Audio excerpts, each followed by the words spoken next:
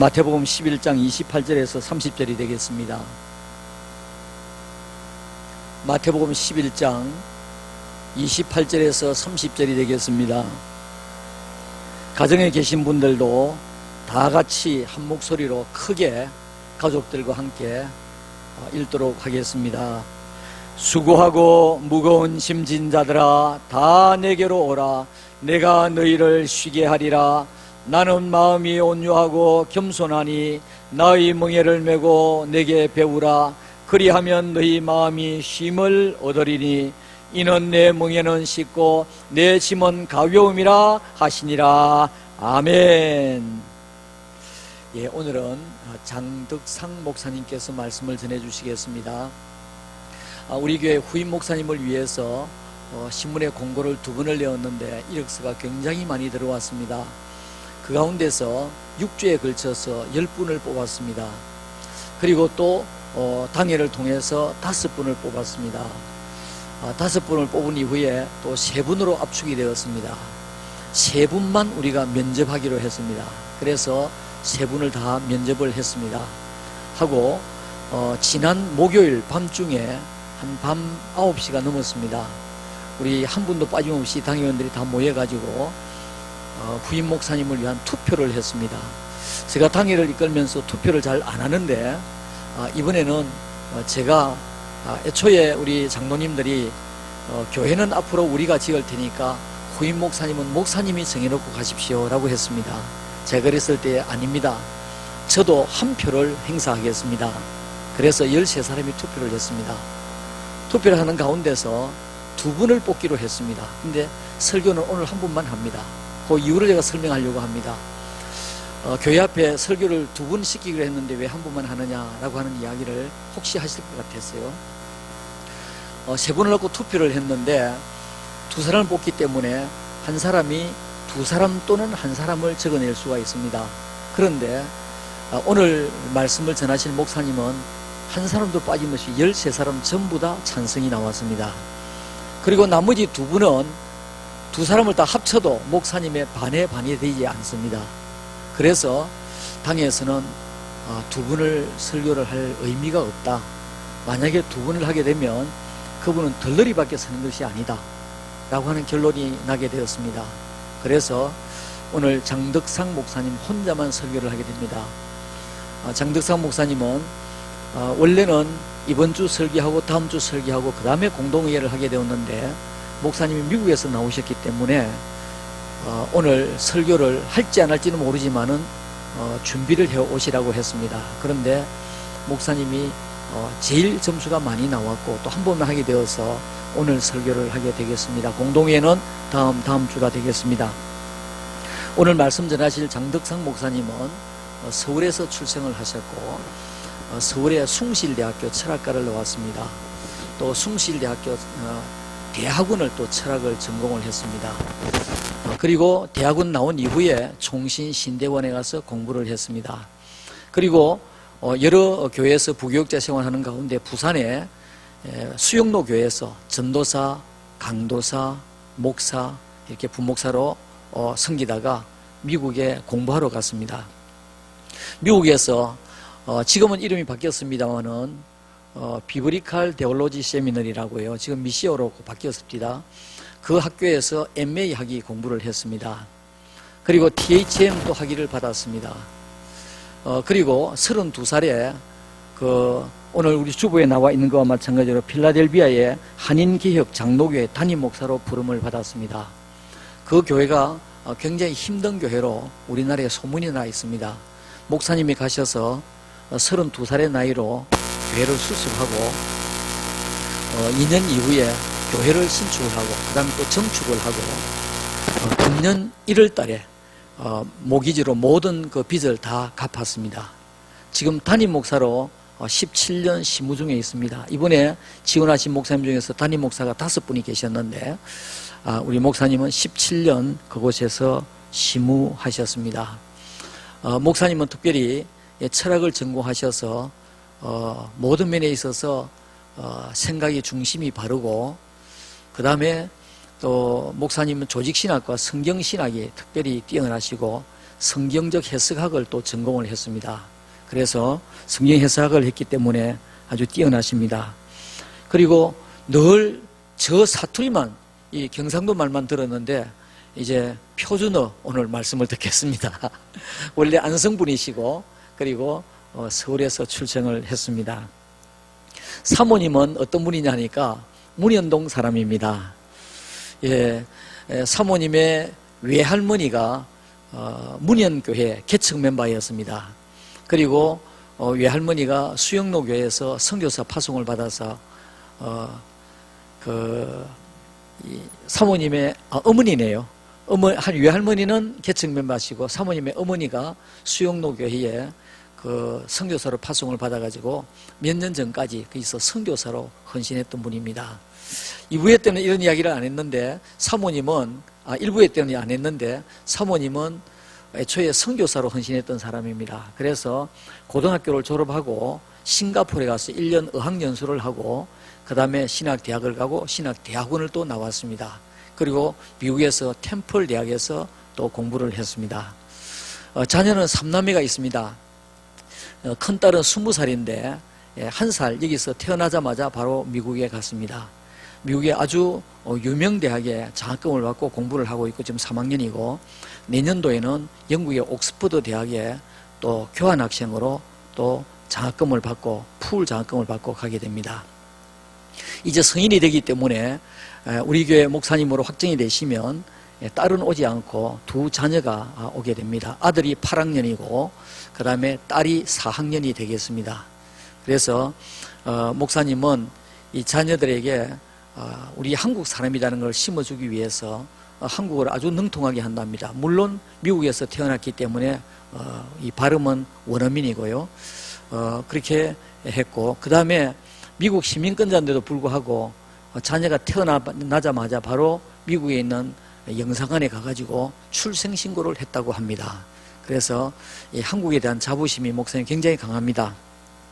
17년 목회를 하고 지금 탄탄하게 그 교회가 목회를 하고 있는데 이 지역에는 목사님이 사역하는 이 지역에는 한국 사람이 많지 않습니다. 그런데 교인이 한 120명 정도 이렇게 모이고 탄탄하게 목회를 하고 있는데 왜 한국에 나오려고 하느냐 저희들이 물었습니다. 한 20년이 있다 보니까 이것은 목사님뿐 아니라 모든 목사님 다 마찬가지입니다.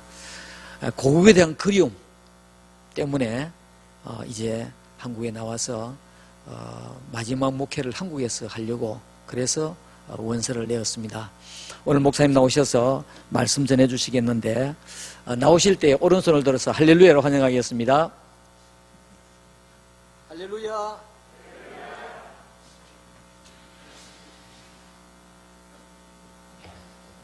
할렐루야. 주 성령께서 오늘 저와 여러분 가운데 복음의 빛을 비춰주셔서 은혜로 우리의 삶이 변화되는 놀라운 역사가 일어날 줄 믿습니다. 제가 사는 펜실베니아는 실베니아라는 말이 라틴 말로 숲이라는 뜻입니다. 숲이 많습니다. 숲 속에 공원이 잘 갖춰져 있어서 제가 하는 유일한 운동이 저희 아이들을 데리고 공원에 산책하는 겁니다.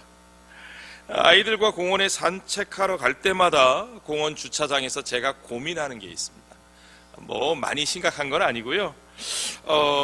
이 지갑을 가지고 갈까 놓고 갈까, 핸드폰을 들고 가야 되나 말아야 되나, 다 놓고 빈손으로 편하게 가고 싶은 마음이 들다가도 혹시 중요한 전화가 그 사이에 오면 어떡하지? 이 목사들은 전화를 안 받을 자유가 없는 사람들입니다. 그렇죠? 전화가 오면 어떡하지? 중간에 목이 마르지는 않을까? 물병을 하나 들고 가야 되지 않을까? 차에 지갑을 둬도 괜찮을까? 집에 놓고 올 걸. 아니야. 그래도 면허증은 있어야 되고 아이들이 운동하고 나서 뭐 사달라고 조를지도 몰라. 뭐 짧은 시간에 별의별 생각이 머릿속을 다 스쳐갑니다. 그리고 나서 결국은 주머니에 핸드폰, 지갑, 물병 손에 들고 막 주렁주렁 들고 그리고 산책을 갑니다. 그럼 어떻게 되겠어요? 가서 5분도 안 돼서 후회가 되는 거죠. 아이고 너무너무 불편합니다. 결국엔 하나도 필요 없었는데 그것 때문에 제대로 편하게 뛰지도 못하고 괜히 불편하기만 했습니다. 우리의 사는 모습이 다 그와 비슷한 것 같습니다. 우리 예수님과의 관계도 그렇습니다. 예수님은 모든 짐을 다 내려놓고 편하게 나를 따라오라고, 그저 편안하게 그분을 따라오라고 우리에게 말씀하시는데, 우리는 자꾸 이것저것 챙겨서 주렁주렁 달고 다니는 습관들이 우리에게 남아 있습니다. 우리가 버려야 되는데 끌고 다니는 것들이 사실은 우리 삶에 가득 차 있습니다. 그 중에 제일 무거운 것은 여전히 버리지 못한 죄의 짐이고, 여전히 우리를 가두는 욕망이라고 하는 감옥입니다. 시편 38편의 기자는 이렇게 고백합니다. 내 죄악이 내 머리에 넘쳐서 무거운 짐 같으니 내가 감당할 수 없나이다. 그렇습니다, 여러분. 시인의 고백처럼 그것은 우리가 감당할 수 있는 게 아니에요. 우리의 삶을 자꾸 붙잡아 느리게 만듭니다. 하나님은 우리가 그분의 인도하시는 대로만 가면 정말 좋은 길로, 멋진 길로 우리가 걷고 뛰고 할 수 있도록 쫙 준비해 두셨는데, 우리는 하나님의 손을 붙들고 내려놓고 붙들고 따라가면 되는데 그걸 못 갑니다. 여러분, 그걸 가는 게 중요해요. 그걸 가야 내가 생각하지도 못했던, 내가 이제까지 보지 못했던 길이 열리기 시작하는 겁니다. 우리는 거꾸로잖아요. 자꾸 내가 생각하는 거, 내가 보았던 거 하나님이 해주시기를 바라는데, 아닙니다. 실상은 내가 생각하지도 못했던, 내가 보지도 못했던 그 길로 하나님께서 인도하시는 것이 우리에게 진짜 복이 되는 것을 여러분 아셔야 됩니다. 그런데 그러려면 먼저 해야 할 일이 뭐냐? 짐을 내려놓아야 된다는 거죠. 그래야만 우리가 그리스도인답게 살 수 있습니다. 여러분, 그리스도인답게 산다는 것이 중요합니다. 내 마음이 여전히 죄책감으로 가득 차 있으면 우리가 어떻게 은혜를 나눌 수 있겠습니까? 그리스도인은 은혜를 나누며 살아야 되는 사람인데요, 내가 채워지지 않은 불만으로 가득 차 있는, 그런 욕망으로 가득 차 있는 사람이라면 내가 어떻게 누군가를 위로할 수 있겠습니까? 내 손이 불필요한 짐으로 가득 차 있으면요, 다른 사람의 짐을 들어줄 수 있는 방법이 없는 겁니다. 내려놓지 않고는 방법이 없습니다. 자신의 문제에만 끊임없이 마음을 빼앗기고 살아가는 사람은 절대로 남을 도울 수 없습니다. 그리스도인들이 그렇게만 산다면, 그러니까 우리는 무기력한 그리스도인이 되는 거죠. 그리스도인다운 능력을 우리가 살아내지 못하게 되는 겁니다. 성경은 우리가 서로의 짐을 져주어야 한다고 말씀하십니다.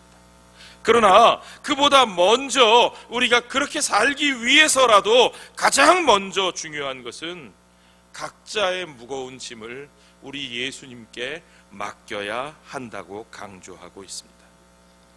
그렇죠, 여러분? 예수님만이 우리들의 짐을 져주실 수 있습니다. 왜 그렇습니까? 우리는 분명한 한계를 가지고 사는 사람들이에요. 믿음이라는 건요, 나는 다 할 수 있어, 내게 한계는 없어, 나는 슈퍼맨이야 하는 게 믿음이 아니고요, 믿음은 그분 없이 살 수 없는 나의 한계를 인정하고 받아들이는 것에서부터 시작되는 거죠. 주님은 네가 감당할 수 없는 것을 내려놓고 주님을 신뢰하고 따르라고 말씀하십니다. 여러분, 공항에 아이들 데리고 가보셨습니까? 공항에서 짐이 나오는데 아이가 자기 짐 자기가 내리겠다고 그거 붙들고 거기에 막 움직이는 그 짐 나오는데 막 매달려 있으면 옆에 아빠가 보다가 어떻게 하겠어요? 아이고, 저거 위태위태하고 안쓰럽기도 하고. 그러니까 얘야 아빠가 해줄게, 아빠가 해줄게, 놔둬. 그럼 어떻게 해야 돼요? 그냥 내려놓고 아빠가 하는 거 보면 돼요. 그런데 그걸 안 하고 떼쓰고 아니에요, 내가 할 수 있어요, 내가 할래요 하면 그건 딱 5살짜리 수준이죠. 그렇죠? 성숙한 그리스도인은 그렇게 하지 않습니다. 베드로전서 5장 7절의 말씀을 아시지요? 너희 염려를 다 주께 맡기라. 이는 그가 너희를 돌보심이라. 여러분, 하나님이 여러분을 돌보시는 것을 믿으십니까?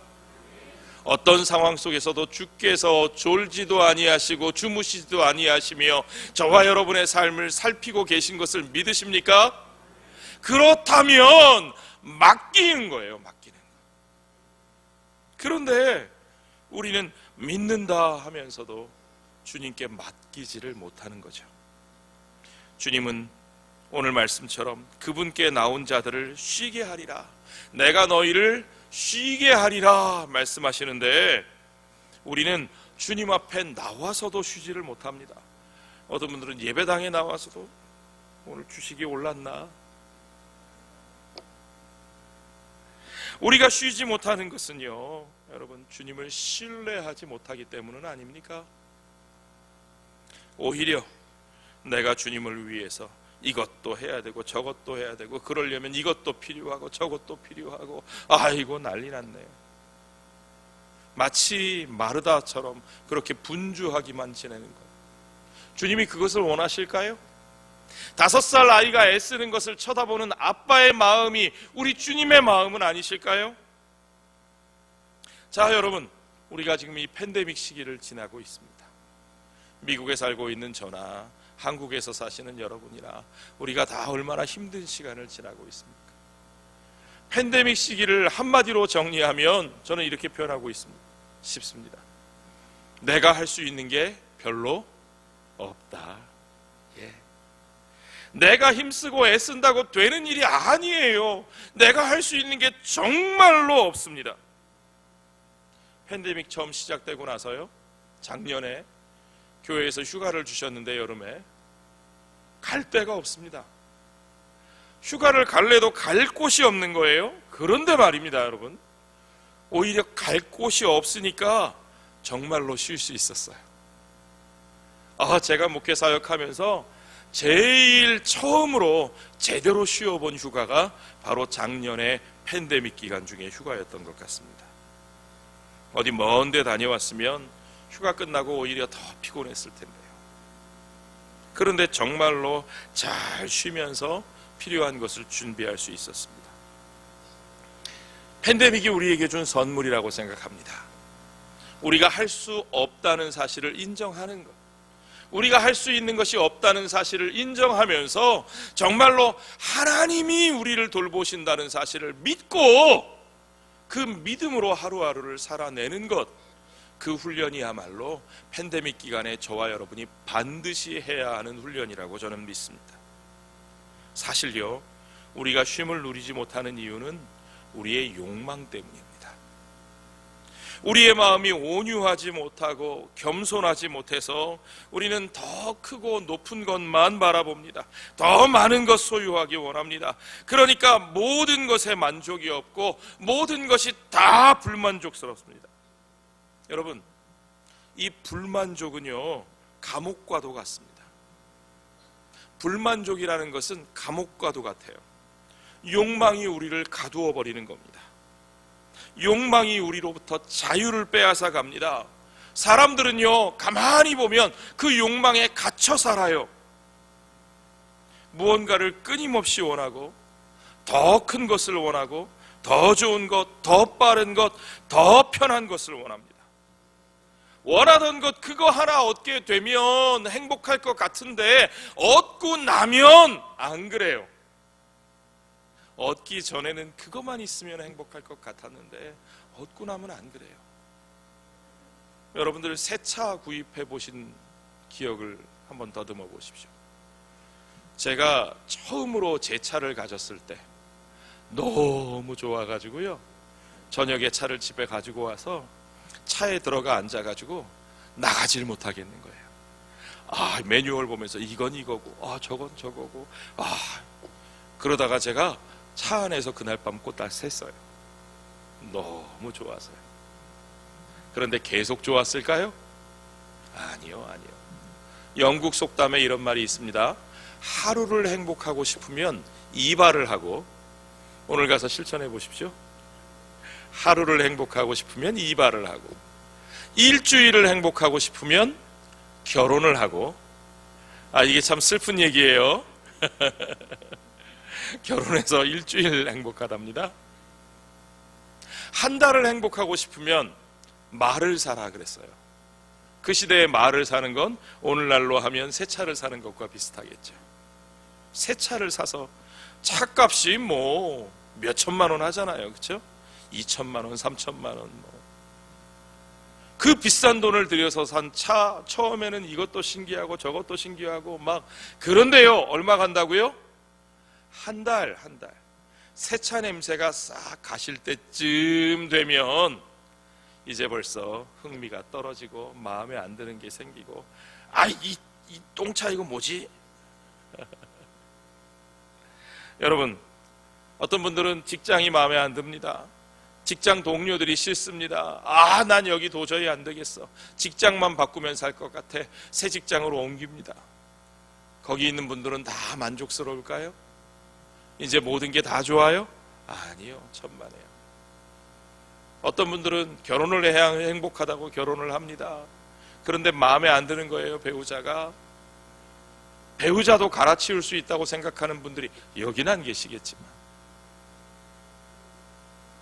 마음에 안 드니까 나 여기서 벗어나면 좋을 것 같아. 그리고 새로운 사람 만나서 새 살림 차려보십시오. 얼마나 갈까요? 그 사람은 결점이 없나요? 아까 뭐라고 말씀드렸습니까? 얼마나 간다고요? 일주일. 이거 저희 아내가 여기 없어서 너무 다행입니다. 그렇게 당황하고 그렇게 고민하고 있는 사이에 우리는 또다시 그 욕망이라는 감옥에 갇히게 되고 거기 그 새창살 붙들고 거기서 울부짖는 겁니다. 여러분, 지금 우리는 어디 있습니까? 저와 여러분도 지금 혹시 감옥에 갇혀 있지는 않습니까? 테스트 한번 해볼까요? 뭔가 많이 가질수록 기분이 좋고 적게 가질수록 기분이 언짢아지면 그건 감옥 안에 있는 겁니다. 요새 모든 걸 다 배달시키죠? 집에 띵동 택배 박스 옵니다. 오면 기분 좋죠? 뜯어놓고 그 물건은 사실은 별 쓸 일도 없어요. 어떤 분은 띵동하고 오는 그 박스가 좋아서 계속 시키고 나서 뜯어보지도 않은 박스가 이만큼 쌓였대요. 여러분, 우리의 행복은 어디 있습니까? 만약에 여러분의 행복이 여러분이 투자한 주식 가격이 올라가고 내려가고 하는 거에 따라 같이 올라가고 내려가고 하면 그러면 여러분은 틀림없이 감옥에 있는 겁니다. 여러분의 행복이 여러분이 타고 다니는 차의 가격과 등급에 있다면, 여러분이 먹고 마시는 것에 있다면 여러분은 분명히 욕망에 갇혀서 살고 있는 겁니다. 그런 삶을 향해서 사도 바울은 빌립보서에서 이렇게 말합니다. 그들의 마침은 멸망이요 그들의 신은 배요 그 영광은 그들의 부끄러움에 있고 땅의 일을 생각하는 자라. 여러분, 그렇다면 도대체 우리가 만족을 얻을 수 있는 길은 어디 있습니까? 이 땅의 일에서 얻을 수 없는 그 만족을 도대체 우리는 어디서 얻을 수 있습니까? 여러분, 시편 23편 1절을 다 아시죠? 우리 다 아시는 구절을 한번 같이 암송해 볼까요? 여호와는 나의 목자시니 내가 부족함이 없으리로다. 내가 뭐가 없다고요? 부족함이 없으리로다. 누구로 인해서요? 여호와 하나님으로 인해서요. 할렐루야. 우리가 가장 원하는 것이 다른 어떤 것이 아니라 하나님일 때 우리는 무언가를 소유하려는 욕망으로부터 벗어날 수 있습니다. 왜냐하면 그 어떤 것도 하나님을 알고 사랑하는 것과 비교할 수 없기 때문입니다. 하나님이 모든 필요한 것을 채워주신다. 하나님이 우리의 목자가 되시고 우리가 그분을 따라가면 우리의 모든 필요한 것을 목자 되신 그분이 채워주실 것이라고 신뢰하며 순종하며 따라가는 발걸음 속에서 우리를 그 감옥에서 벗어나 자유롭게 푸른 초장으로 인도하시는 겁니다. 여러분, 미국의 부자 록펠러라고 하는 재벌 아시죠? 그 사람이 죽었을 때 기자들이 몰려와서 그 사람의 재정 담당 회계사한테 이렇게 물었답니다. 록펠러 씨가 도대체 얼마나 많이 남겼습니까? 회계사가 뭐라고 대답했는 줄 아십니까? 다 남겼습니다. 그 말은 무슨 뜻이에요? 다 놓고 갔습니다. 하나도 못 가지고 갔습니다.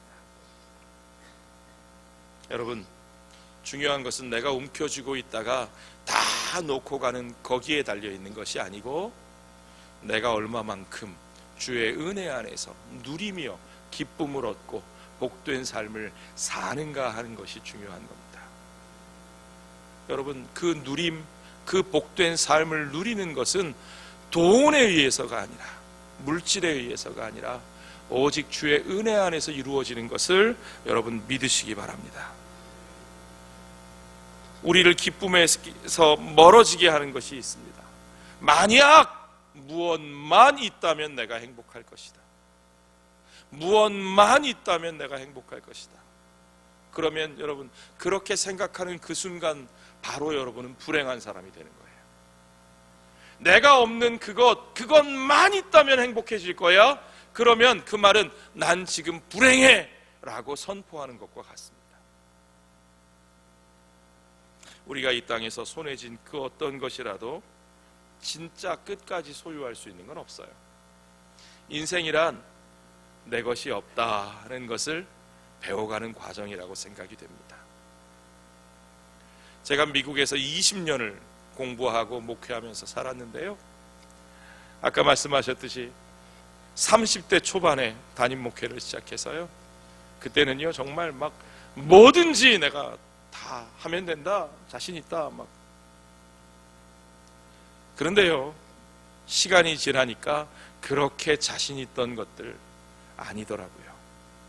젊음도 언제까지나 내 것이 아니고, 건강도 언제까지나 내 것이 아니고, 우리 어르신들 심지어는 내가 낳아서 내 손으로 키운 내 자식도 내 것이, 그럼요, 아니죠. 그걸 알고 인정해야 살 수 있어요. 그거 인정 못하면 서로 불행해지는 거예요. 인생이 그런 겁니다. 내가 무엇을 가진다고 그것이 나를 변화시킬 것이다, 그렇게 기대하지 마십시오, 여러분. 그러면 이 욕망이라는 감옥으로부터 우리가 벗어나는 참다운 자유를 누리기 위해서 우리가 해야 할 일은 무엇입니까? 우리 예수님 말씀하신 대로 주님께 나오는 겁니다. 그리고 주님의 멍에를 메고 주님께 배우는 것입니다. 오늘 본문의 29절에 나는 마음이 온유하고 겸손하니 나의 멍에를 메고 내게 배우라 그러셨어요. 멍에가 뭔지 여러분 아시죠? 우리 어르신들 밭을 갈 때 쟁기질을 합니다. 쟁기가 이 밭을 갈 수 있도록 소나 말의 등 위에 이렇게 구부러진 나무 막대기를 얹고 그것을 쟁기에 연결시켜서 워워워 하면서 가는 거죠. 우리나라에서는 보통 한 마리, 소 한 마리 이렇게 묶어놓고 하는데 이스라엘에서는 아마 2마리를 같이 묶어놓고 했던 모양입니다. 소 2마리가 함께 멍에를 메고 간다. 여러분 생각해 보십시오. 함께 멍에를 메고 밭을 가는 짐승은 한 방향으로 갈 수밖에 없습니다. 여러분, 예수의 멍에를 맨다는 것은 예수님과 함께 멍에를 메고 그와 함께 같은 방향으로 나아간다는 것을 말합니다. 그것이 자유의 비결입니다.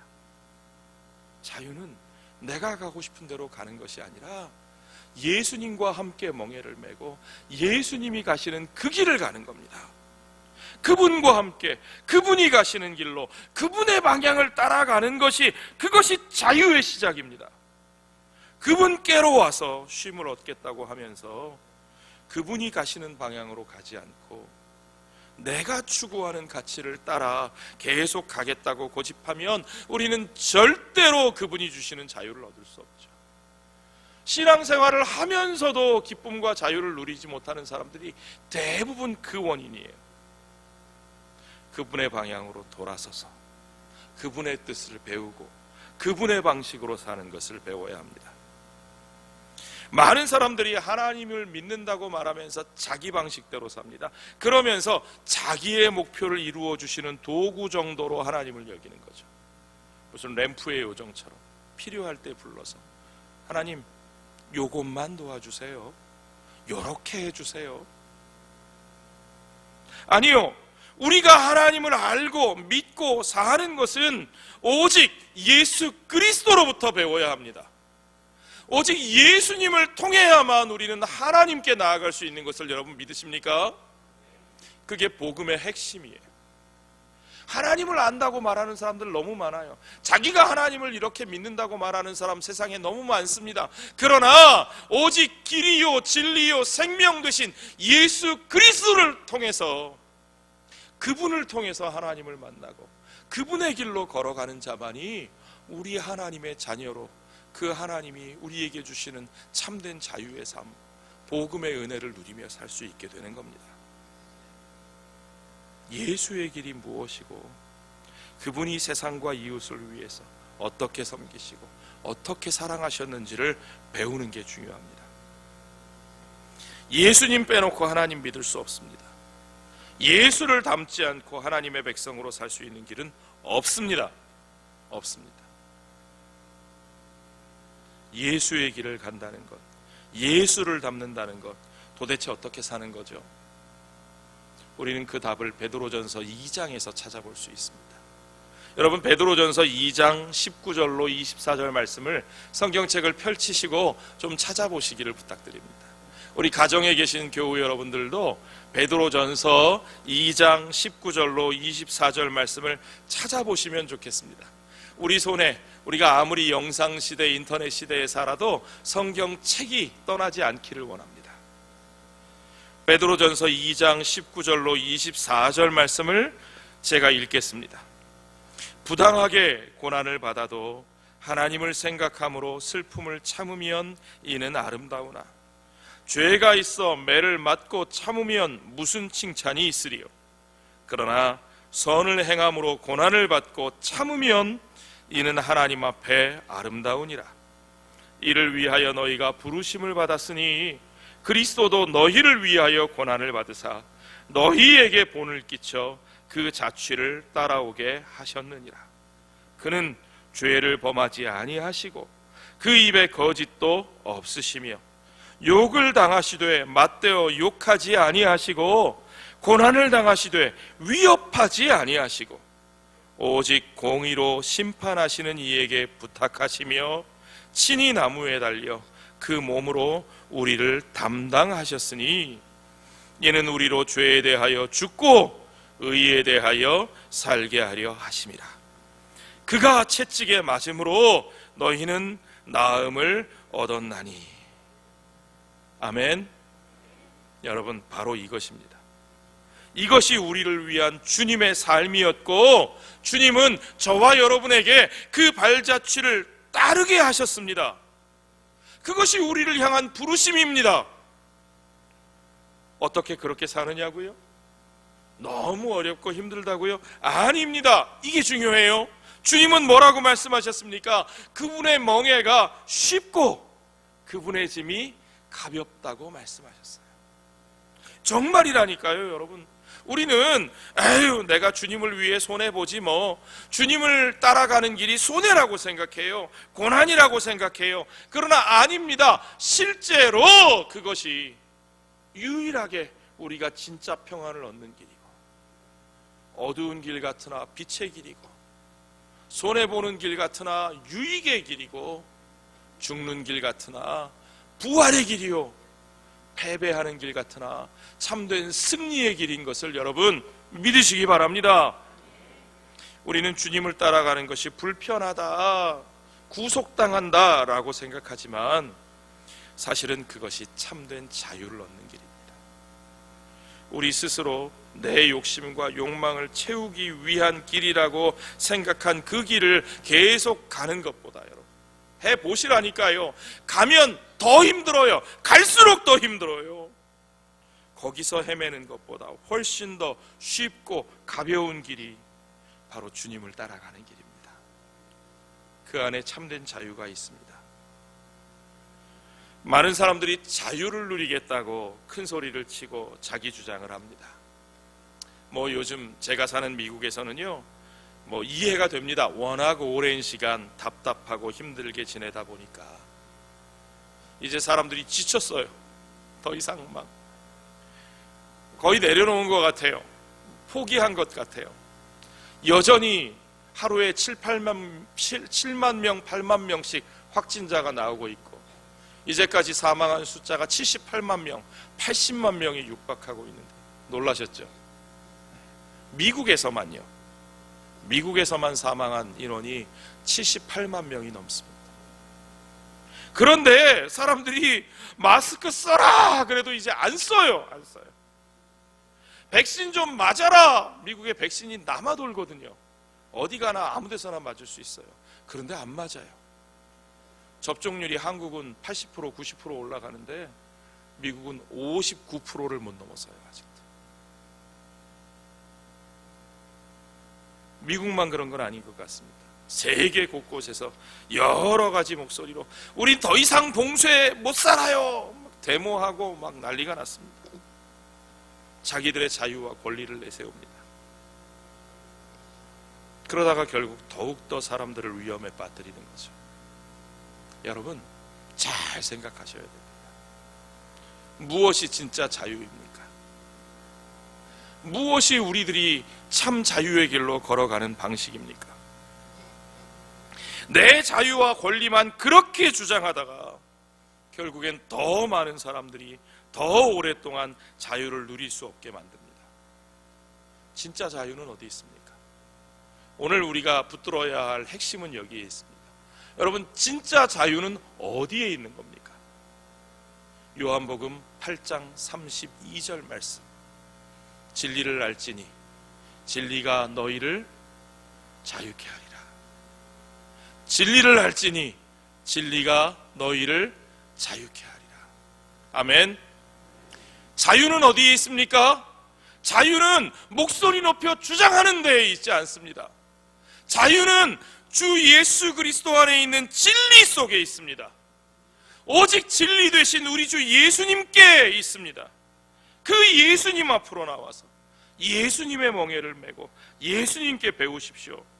예수님과 함께 예수님이 걸어가신 길, 그 희생의 길, 그 섬김의 길, 그 십자가의 길, 그 십자가 지고 하나님 사랑의 길, 이웃 사랑의 길로, 그 길로 가는 겁니다.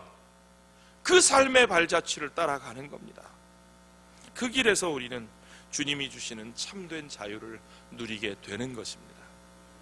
여러분, 이 어려운 때일수록 우리가 인내하며 그 길을 걸어갑시다. 그 속에서 진정한 자유가 무엇인지 저와 여러분이 누리고 그 자유의 길을 온 세상 가운데 보여주면서 이 어둠의 터널을 빠져나가는 그 소망의 빛이 바로 주 예수 그리스도의 진리 안에 있음을 모든 이들 가운데 보여주는 저와 여러분, 또한 우리 성동교회 모든 성도 여러분이 되시기를 우리 주의 이름으로 축원합니다. 함께 기도하겠습니다. 주님, 감사합니다. 무거운 죄의 짐을 내려놓고 욕망의 감옥을 벗어나 오직 나의 목자 되신 우리 주님께서 우리를 인도하시는 그 길로 걸어가겠습니다. 주님이 걸어가신 바로 그 십자가의 길, 그 사랑의 길, 그 희생의 길, 그 섬김의 길을 걸어가겠습니다. 주님, 우리를 붙들어 온전히 쓸데없는 것들을 내려놓고 주님과 함께 그 길을 기쁨으로 걸어가는 주의 자녀들이 되게 하여 주시옵소서. 그 속에서 날마다 참된 자유를 누리며 그 자유를 나누는 주의 백성들이 되게 하여 주시옵소서. 끝이 보이지 않는, 소망이 보이지 않는 세상 속에서 이 세상의 진정한 목표와 이 세상의 진정한 소망이 우리 주 예수 그리스도께 있음을 분명하게 보여주는 놀라운 기회가 될 수 있도록 주님, 이 어둠의 시기에 우리들의 공동체와 우리들의 삶을 주께서 사용하여 주시옵소서. 모든 것을 주께 감사드리며 우리 주 예수님 거룩하신 이름 받들어 기도하옵나이다. 아멘.